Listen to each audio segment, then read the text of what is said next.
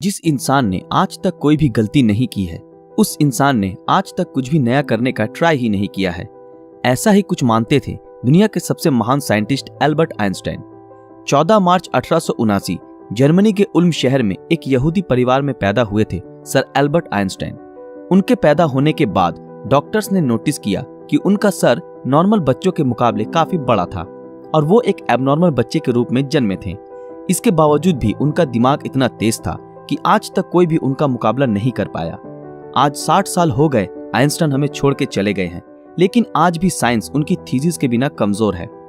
तो यही वजह है कि हर कोई उनके दिमाग के बारे में जानना चाहता है कि आखिर उनके ब्रेन में ऐसा क्या था जो कि उन्हें इस मुकाम तक लेकर आया कि आज उन्हें दुनिया भर में ग्रेटेस्ट साइंटिस्ट के नाम से जाना जाता है।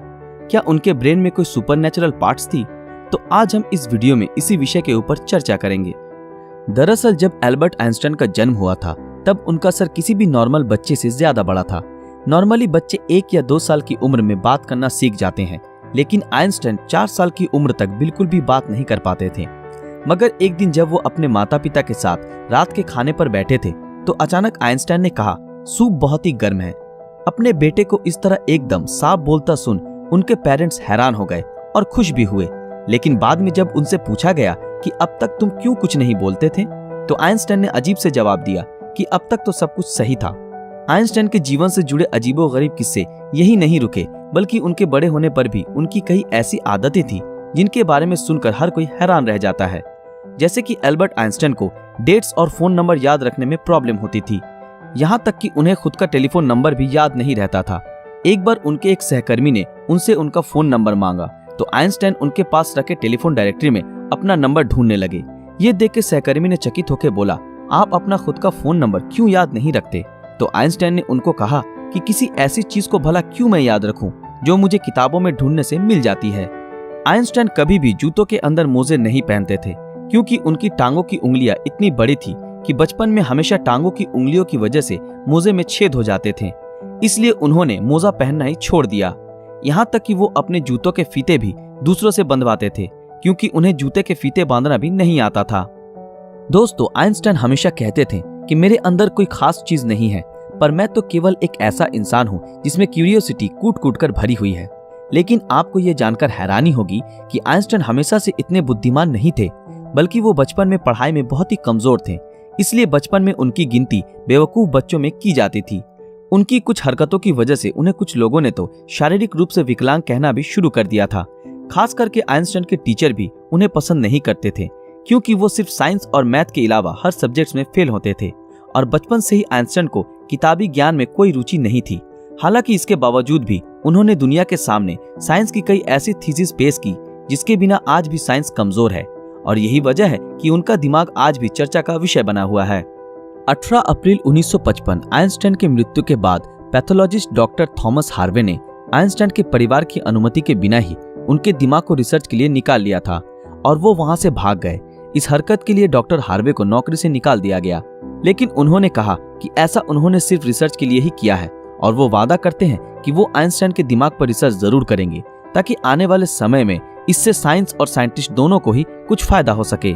लेकिन रिसर्च के लिए परमिशन न मिलने के कारण डॉक्टर हार्वे ने आइंस्टाइन के दिमाग को एक जार के अंदर बेसमेंट में कैद रखा। बाद में आइंस्टाइन के बेटे हैंस एल्बर्ट आइंस्टाइन की अनुमति के बाद डॉक्टर हार्वे ने आइंस्टाइन के दिमाग पर रिसर्च करना शुरू किया। पहले उन्होंने आइंस्टाइन के दिमाग का वजन किया, जिसका वजन 1230 ग्राम था, जो नॉर्मल इंसान के दिमाग के वजन से काफी छोटा था, क्योंकि दरअसल एक इंसान के दिमाग का वजन करीब 1400 ग्राम होता है।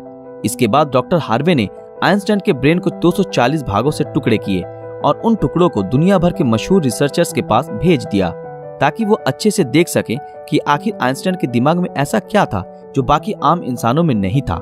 और उसके बाद डॉक्टर हार्वे ने आइंस्टाइन के ब्रेन टिश्यूज के 1000 माइक्रोस्कोपिक स्लाइड्स बनाए, जिससे आइंस्टाइन के दिमाग की अच्छी तरह से जांच हो सके। रिसर्च के दौरान ये पाया गया कि आइंस्टाइन के ब्रेन में आम इंसानों से ज्यादा सेल्स थी। आइंस्टाइन के दिमाग का सेरिब्रल कॉर्टेक्स नाम का हिस्सा एक आम इंसान के दिमाग के मुकाबले काफी अलग था। दरअसल ये सेरिब्रल कॉर्टेक्स दिमाग का एक जरूरी हिस्सा होता है जो सबसे जटिल दिमागी प्रोसेस के लिए मेन फैक्टर होता है, और यही ऐसा हिस्सा होता है जो अजीबोगरीब तरीकों से विकसित होता है। और साइंटिस्टों का मानना है कि यही वजह थी कि उनका दिमाग बहुत ही असाधारण सोचता था। जब साइंटिस्टों ने आइंस्टाइन के ब्रेन को फर्दर एग्जामिन करना शुरू किया तो वो बिल्कुल हैरान रह गए कि उनके ब्रेन में रिंकल पैरिएटल ओपेरिकुलम मिसिंग है, जिसके कारण उनके ब्रेन की पैरिएटल लोब का साइज नॉर्मल ब्रेन से 20% ज्यादा बड़ा था। साइंटिस्टों का कहना है कि यही वजह है कि आइंस्टाइन की मैथमेटिकल स्किल और चीजों को इमेजिन करने की पावर नॉर्मल ब्रेन से ज्यादा थी और उनके दिमाग में न्यूरॉन्स की डेंसिटी 17% ज्यादा थी, जिस वजह से आइंस्टाइन को ज्यादा ब्रेन पार्ट मिलती थी। साइंटिस्ट के मुताबिक इसी वजह से आइंस्टाइन का कंसंट्रेशन और दूरदर्शिता औरों से कई ज्यादा था। साइंटिस्ट कहते हैं कि आइंस्टाइन के ब्रेन में ज्यादा फोल्ड थी, जो उनकी इंटेलिजेंसी का और एक कारण था। आइंस्टाइन का दिमाग 46 टुकड़े के रूप में अमेरिका के फिलाडेल्फिया शहर के मटर म्यूजियम में प्रिजर्व किया गया है। दोस्तों, आज साइंस ने कितनी तरक्की कर ली है, लेकिन इसके बावजूद आज भी आइंस्टाइन के दिमाग और इंटेलिजेंसी एक पहेली बनी हुई है। लेकिन साइंटिस्टों को आशा है कि फ्यूचर में किसी बेहतरीन टेक्निक के जरिए आइंस्टाइन के दिमाग को और भी बेहतर तरीके से जानने में कामयाबी हासिल होगी। डॉक्टर थॉमस ने आइंस्टाइन के दिमाग के साथ जो कुछ भी किया, क्या वो सही था या गलत? इस बारे में आपकी राय हमें कमेंट में जरूर बताएं। दोस्तों, आज के लिए बस इतना ही। आशा करते हैं आप लोगों को ये वीडियो पसंद आया होगा। तो फिर मिलेंगे अगले वीडियो में ऐसे ही किसी मजेदार विषय के साथ। अगर आप ऐसे ही और वीडियो देखना चाहते हो तो हमारे इस चैनल को सब्सक्राइब करके बेल आइकन ऑन कर दें, ताकि जब भी कोई नया वीडियो आए आप तक नोटिफिकेशन पहुंच जाए। अगर ये वीडियो आप लोगों को अच्छा लगा तो इस वीडियो को लाइक, कमेंट और ज्यादा से ज्यादा शेयर जरूर करें। तो मिलते हैं आपके साथ अगले वीडियो में, तब तक के लिए शुक्रिया।